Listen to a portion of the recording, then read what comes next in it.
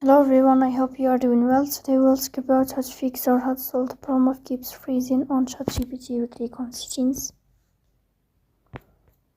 Here we click on apps, default apps, app settings.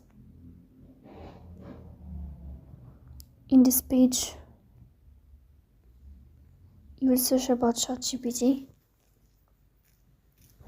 Here in this page, you click on first stop and you click OK. Here you will enter to storage. Then we click on clear cache.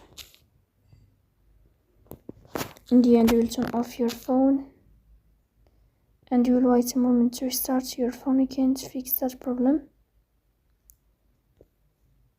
So then you will go to Play Store, you will search about ChatGPT and you will update your app. So please don't forget to support us by like